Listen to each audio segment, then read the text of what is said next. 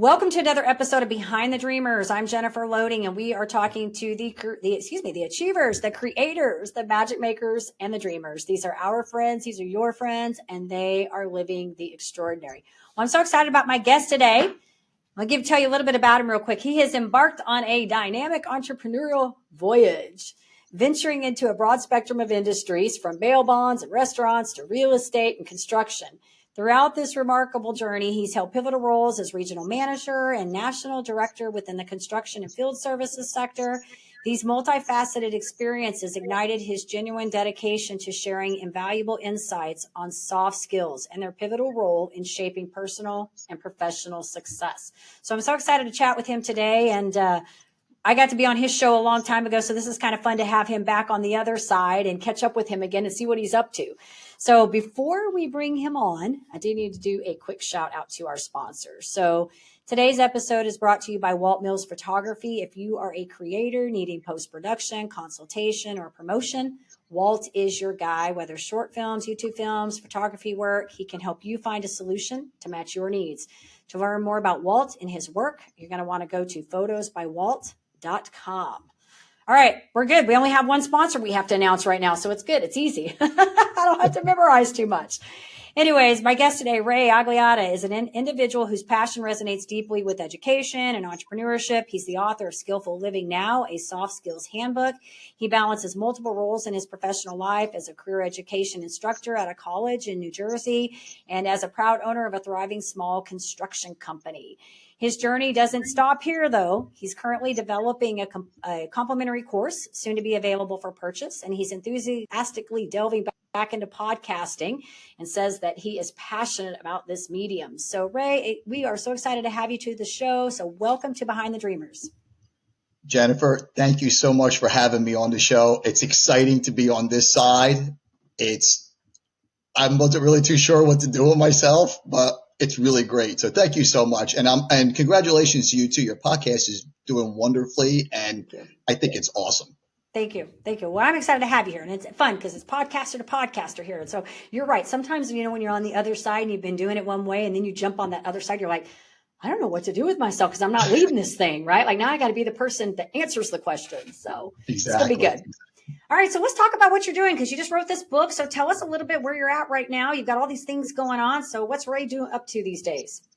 So right now I am doing a couple different things. I'm the career education instructor at Mercer County Community College in Trenton, New Jersey. And my main role there is to teach ESL students and adult learners things like soft skills, digital literacy, pre-apprenticeship type work. So individuals can go from a job to a career. And that's a real passion of mine. So I started teaching last January. I absolutely love it. And prior to teaching, I had the skeleton of a book. I'm really into soft skills. And no one thought soft skills were cool for the longest time. And then I kind of did a lot of research. And when I got hired by Mercer, they were like, oh, you're writing this soft skills book. We want you to teach soft skills.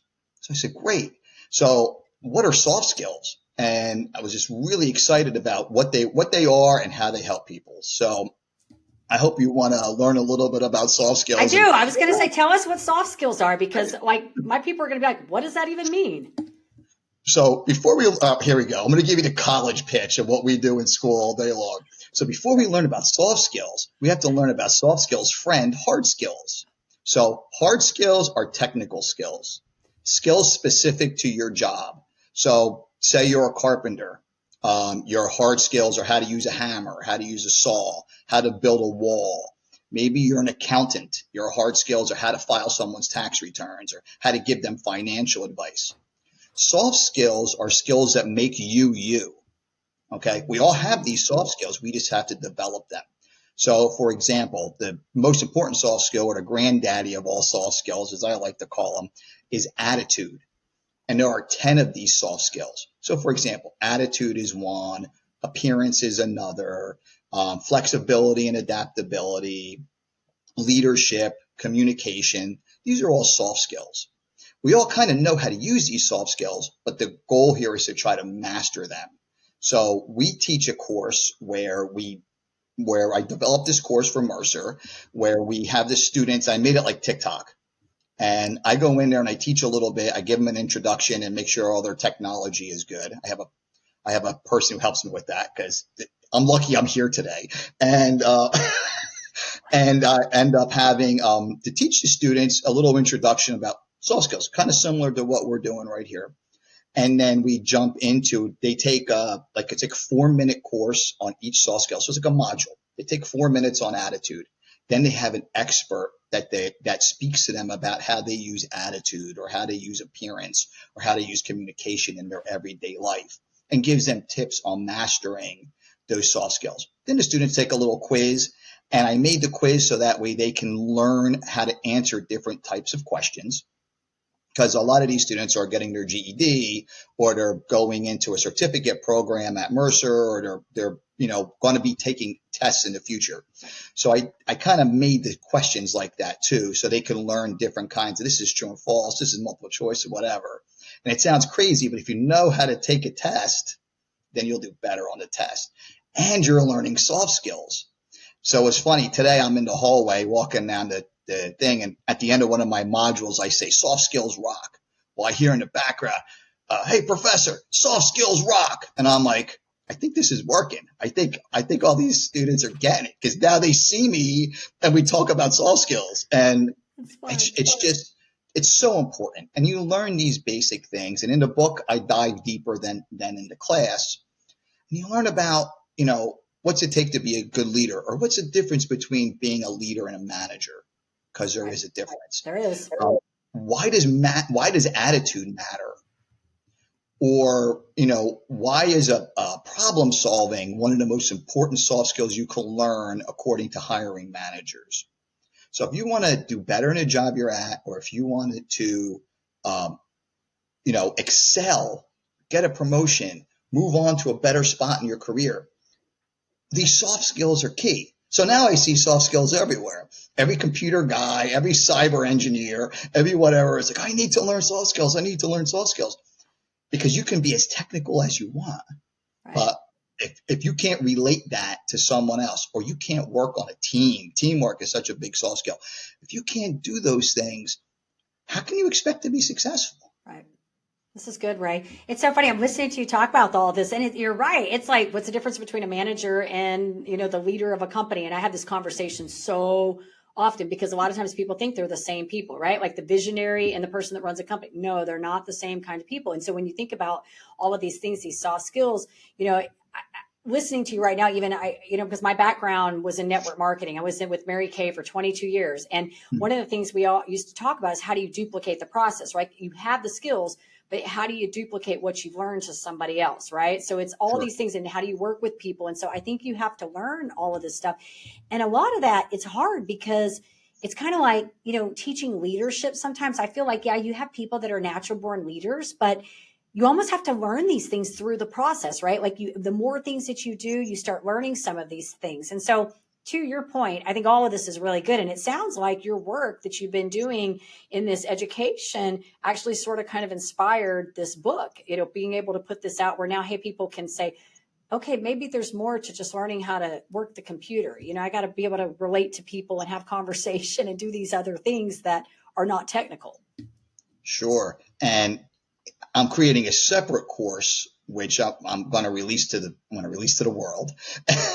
And my goal with that is to even go a little deeper than what the book is. And I have another couple of things. But talking about leadership for a second, when you look at leadership and you look at a manager, you look at those two different things. Yeah. A leader brings somebody from point A to point B. Right. They create the systems. They create the energy. They do that.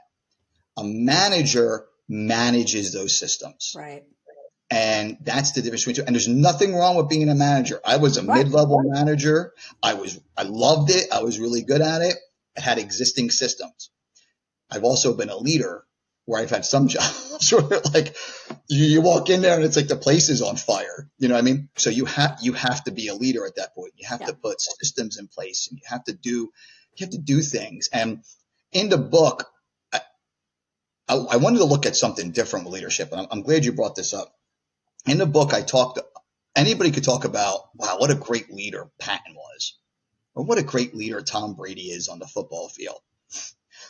I wanted to look at who, and I'm diving into this more, but in the book, I gave 2 examples of who are really good everyday leaders, people that you can see around you. We can all watch. I'm no Tom Brady fan, but I mean, the guy won 100 Super Bowls or whatever he did, right? He's a great leader, but you're never going to talk to Tom Brady and sit down and have a conversation about leadership with him. But I worked in a restaurant with someone named Fiona, who was a head chef, who was a tremendous leader. And then I learned from my dad, who was a manager of, a manager of a shop. And they did all diesel engine repair. Mm-hmm. And he had his own way of leadership, and it was great. And that was somebody that you can really, you could talk to every day. I still ask him questions, and you can talk to him every day. How did you think of that? Or how did you do that kind of leadership? These people are around you, and you can find them. And you can also find good managers too. And you could see people who manage the system. And those are important things. So you're sitting behind your computer and you're doing your thing. And then they say, hey, now you're going to be in charge of this team of other cyber engineers or whatever field that you're in, right? And you're like, oh, man, what do I do? We have to be a leader. How am I going to be a leader? You have to look around you. Who are people that are great leaders? Sure, learn about Tom Brady. I know I keep on talking about Tom Brady. I'm an Eli Manning fan. Look at Eli. He won 2 Super Bowls, right? I mean, I know you're in cowboy country down there, right? I don't want to, I can't talk about you're that. Okay. But, we could talk about, I guess, Staubach or one of those guys from back in the day. I could date myself a little bit. But those guys are leaders, but you're never going to talk to them. So you find these local leaders, local people that you can learn from and read about and talk to. And that's what's key. And there's so many, that's just one part of the leadership chapter, but I thought very much an important one. No, and it's good that you brought that up, because I do think that we get those positions confused a lot of times. And, I always say that you don't want to mix those up, really. You don't want to put a leader in a management position. They need to know what that is, but they're different roles. If you put somebody that's a visionary in a position, like somebody asked me one day, I was at a networking event, just to give you an example, and I met this guy that was a property manager, and I just heard the word manager. That's all I had to hear. I don't care what you're a manager of. I just heard the word manager. And he jokingly said, or no, the other gal that I know, she's in real estate, looked at me and she said, would you want to be a property manager? And I said, no, I heard the word manager. No, because I don't want to manage anybody. I don't want to manage people. I don't want to manage because that's just not what I do. I'm a visionary. I like to see big picture, and how do I get people to cross finish lines? That's what I think about. So they are important to understand the difference. But I think the other thing that you said there that I think is really relevant is finding those right leaders, right? Like finding those, which I think could even go into saying, find those people, if that's what your goal is, to be a leader, to find those people that are where you want to be, that are actually in a space where they can give you the information that you need, and you can watch them and emulate them and kind of almost like shadow behind them a little bit, right? And learn from them. When I was a younger man, I fought mentorship. I had people that I should have been my mentor, but I'm like, I know everything. You know what I mean? I'm young, I'm stupid, I can do it. I got it all. And it wasn't until I kind of took a little bit of a step back and I watched people who are great leaders or great managers, and I watched people that are horrible, terrible, should never be put in that position. And I kind of learned from them. And the great ones, I would say, hey, why'd you do that? And some people would want to be your mentor. Some people would be like, get out of here, kid, you're, whatever. But 99% of people want to be your mentor. They want to teach you, like, what I noticed about this group of students, this age bracket of students. And you told me you have a 19-year-old. I have an 18-year-old boy as well. I have 4 kids, but I'll talk about the 18-year-old for a second. I say, hey, call the dentist up and make an appointment for yourself. I got to call the dentist? Yeah, pick up the phone and say your name, and I need to make an appointment. This age group, they don't want to do that. They're like, well, can I just shoot an email? Can I text? Can I just text an appointment in? No. With emoji? Exactly. You have to call these people, right? So that's something where don't be afraid to talk to a mentor. Yeah. because mentors want to mentor you. When that student said to me today, "Hey, soft skills rock," I am like, I want to talk to you about soft skills for like a half an hour now. I'm like really, really into it. So I That's think it's awesome. great. And I failed. I failed in businesses. I've been successful in businesses. I want to share all of that. I want to share it so that way, hey, you know what, Jen, I'm going to tell you something. Maybe you're going to learn from it and maybe you won't fail at it, or you're going to fail at it anyway. And you're going to say, man, Ray failed at it too. You know what I mean? So, Yeah. but that's, I think that mentoring, that mentorship and being a mentor, when you teach, you will become a subject matter expert and you learn. Like right now I'm writing I just took the OSHA 10 course. Okay. Right. I just took that and I'm writing a pre-OSHA 10 study guide for ESL students, right? I think it's great. I think it's awesome. You know, I mean, I want to teach that. I want to become an expert on that. Soft skills. I read about it every day. I write about it on LinkedIn almost every day.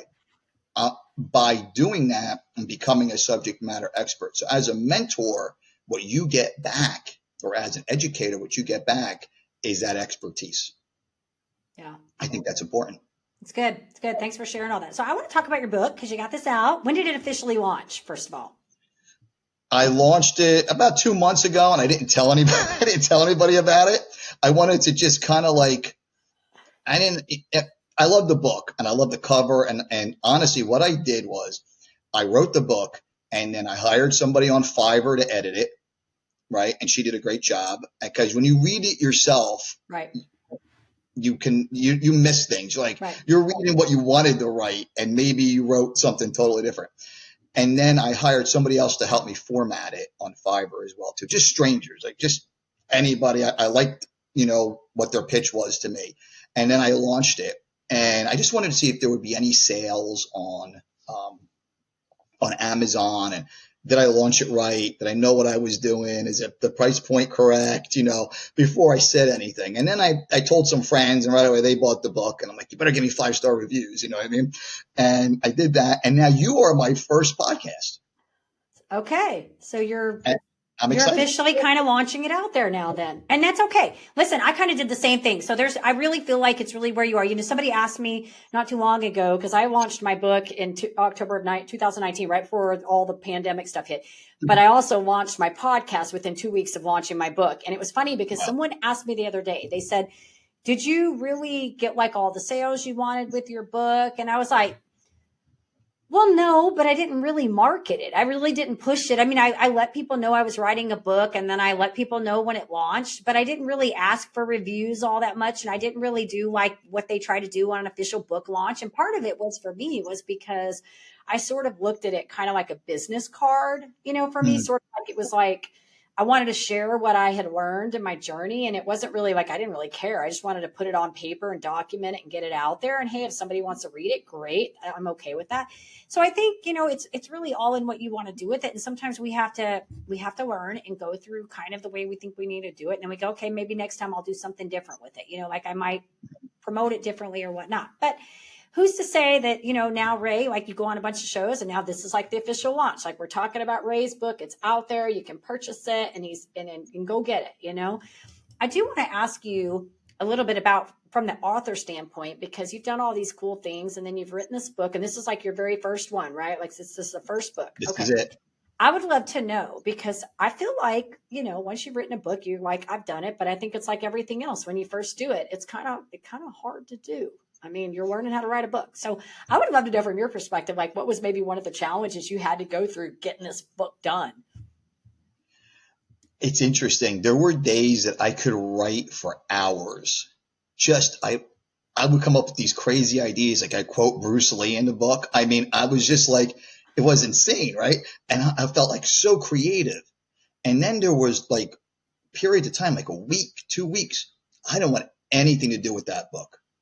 And it wasn't that I had writer's block. It was just like, and then I would pick it back up again and I'd read a couple of pages that I wrote.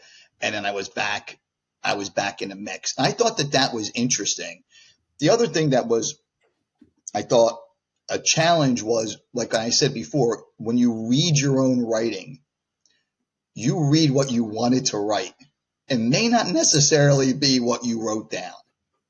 And then you start making changes, and then you become hypercritical. Yeah. And then all of a sudden you have a great idea. You're like, oh, it's a great idea for a second book. That's something I just wrote in the first book. Focus. Yeah. You have to have focus when you write a book. Take notes on things. Like I have some ideas for a second book and some other things I've been writing on about motivation and student motivation. I could have started all of those books all at one time, and we wouldn't be here today. Yeah. So I had to have just this laser focus to say, I'm going to sit down, I'm going to write. I was listening to, I might have been Joe Rogan or one of those guys, and they had somebody on, and they were like, every day I try to write 500 words. I never did that because there were some days that I just, that's a famous author and I'm a knucklehead, right? So I don't know if I'm right or whatever. There were days I couldn't write anything. I just didn't want to, or life got in the way. Then there were days where I couldn't stand up. I could just, all I would do was write. I would type, and I go back and look at it and I'm like, ooh, stuff is nuts. But those were the things. So that focus, like in being engaged and being able to focus, I think was not challenging, but the most important thing about writing that book. Yeah. And it's interesting that you say about the one where whomever that was that said write every day.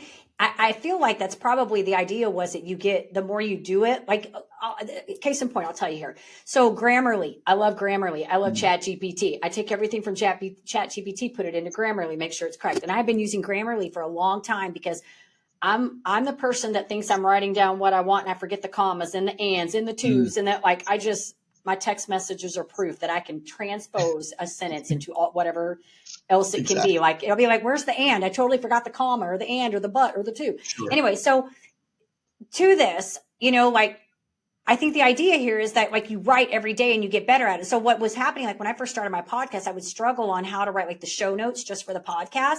And the more I started doing it, I got better and better and better and it got easier. And then of course, ChatGPT comes out now and I'm like, I'm loving it. I just got to put a few things in there and it spits it out for me. I love it, but I think it's like anything you do. I think the more you do it, that's how you get better. But to your point, when I was writing my book, I was the exact same way. There would be days that I could sit down and like, it would just flow freely. Like I would have it. And then there were days where I would just be like, I can't do this today. Like, I just can't, and I learned during the process, and I still do that even now. Like when I have to write things out, like I'm just not going to force it. If it isn't coming, I'm just not going to make it happen. I'm not going to do it because the thoughts, I'm a creative person. And I know for me, a lot of my ideas come early in the morning and I get up at 5 pretty much every day of the week. And that's between 5 and noon is when I have some of my best ideas. And if I'm starting to force things, like for instance, if I'm going to sit down at 7 p.m. at night and try to write a blog, I'm probably not going to do that because I don't know what you're going to get, Ray.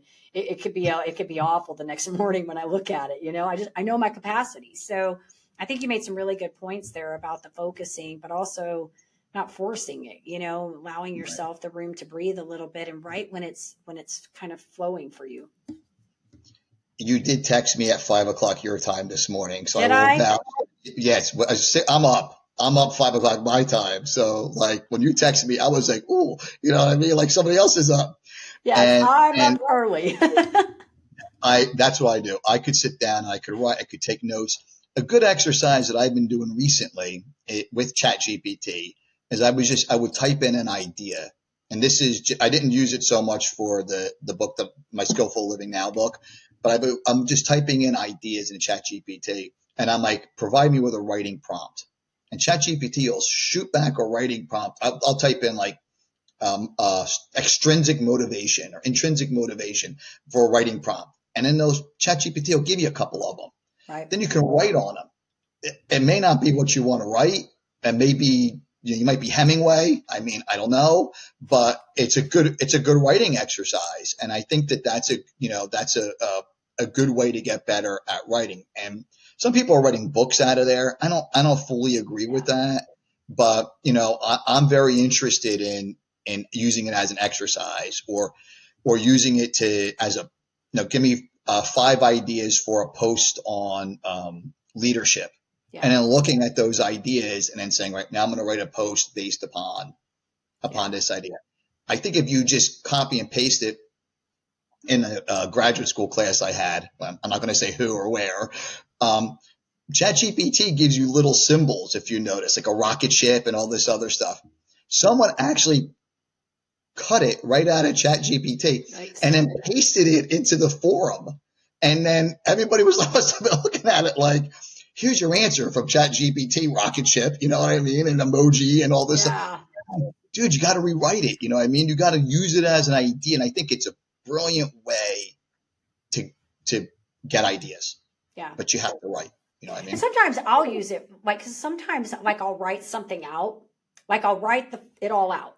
But I want to see what it pulls from what I write, because sometimes it'll use different words that I might use. And that's what I like about it, because my articulation of something might be very low, you know, and I may, I like this word. I learned a new word that I didn't pay attention to before, right? And so I do like it for, like, I use it a lot for my show notes, and that's just because then it's easy. I don't have to like get into it. It'll listen to the show notes in my podcast and it'll kind of create it. Sometimes I do change some of the stuff in that because I'm like, I don't really like that word. That's not something I'd probably say in my, you know, my lingo. So it's not congruent, but I do agree with you that it's really good for brainstorming and coming up with ideas. Like, I was working with a client on trying to figure out her brand, like her company mission and her tagline. And she had this one word she wanted to use it. So I typed in like the word and said, what are some ideas on this word? And then it started giving us all these ideas. And so I copied and pasted that, sent that to her. And I said, now take this information and try to figure out how to play this into what you're trying to do. Like, so that you can brainstorm, because sometimes that's all you need is just a little brainstorming idea. And that ChatGPT will give you something to kind of spark the, you know, the idea in your brain, then you can run with it from there. 100%. And I just love your idea where I'm getting back into podcasting mode. And I look at what my setup is here. Yeah. And then I look at my setup from 3 years ago when you were on the first iteration of my show. And I mean, back then I had to be like an engineer, you know what I mean? Like you had to use all these different, and now I'm going to say I had a friend of mine explain this to me. I plugged in 3 things and here I am. I'm talking to you. Before it was like you had to sync up your recording to the video. And I'm like, oh my God, I have to be like an engineer. But now it's really easy. And my vision with it is my podcasts have always been all over the place. Some of them are hilarious. And I listen to some of them and my guests must think like, who is this lunatic? You know what I mean?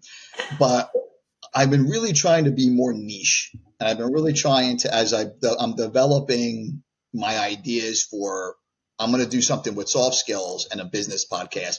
And that's what I'm going to stick to. I'm not going to talk about how I'm afraid to drive over bridges or, you know, I talked about beforehand. I had a friend that did 7 marathons. She's wonderful, right? Absolutely love her.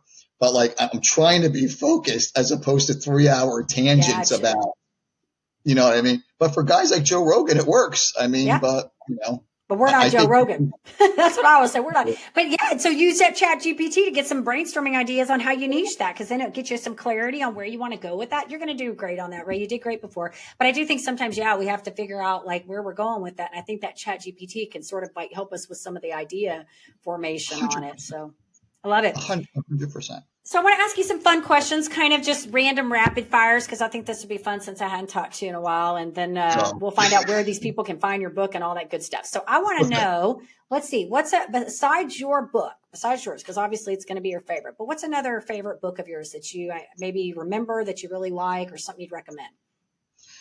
I like anything literature based. I'm an English major, and specifically I like anything from Hemingway. And I listen to a Hemingway podcast because I'm like a super Hemingway nerd. And I would say Old Man and the Sea.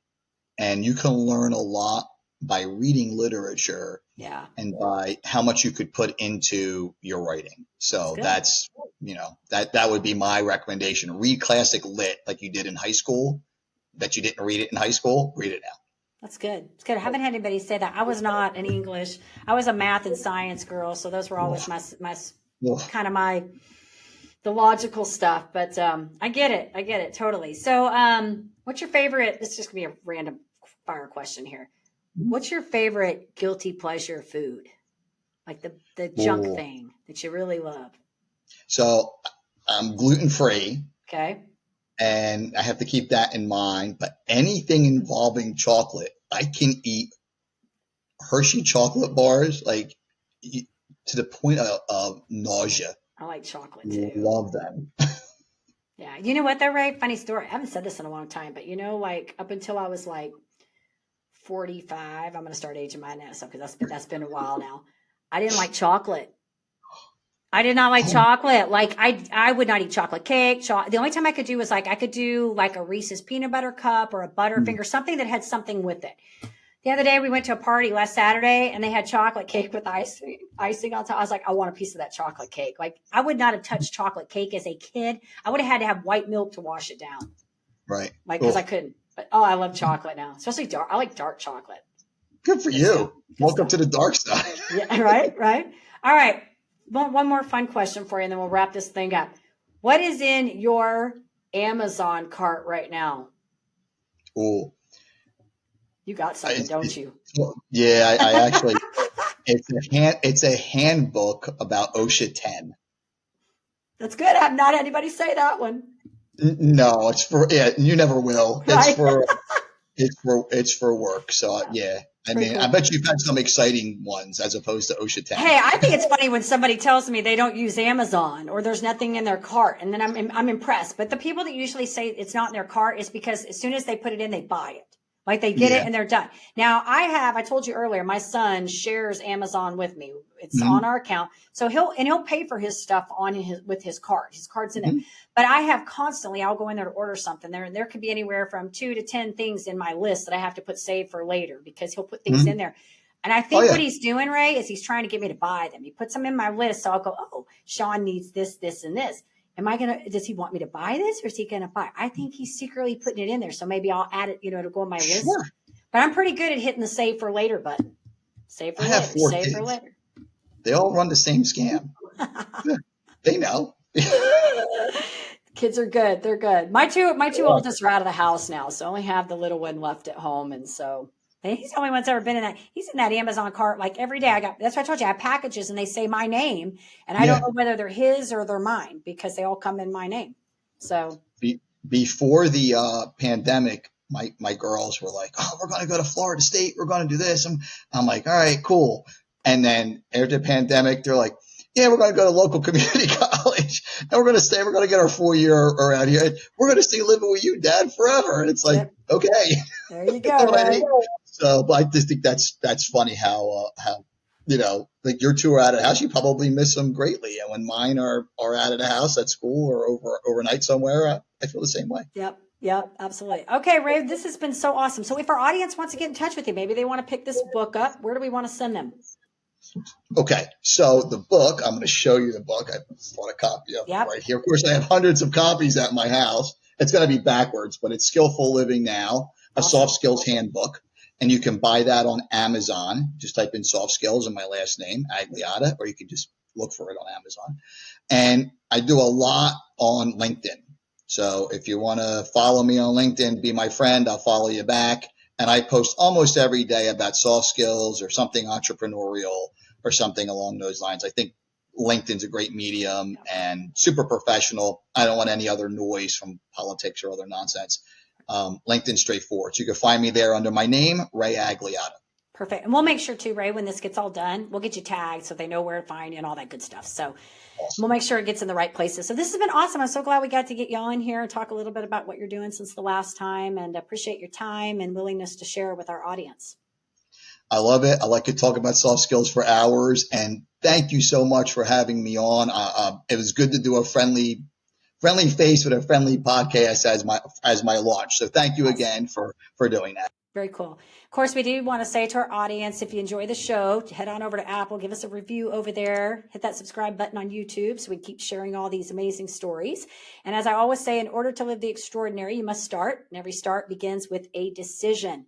You guys take care, be safe, be kind to one another, and we will see you next time.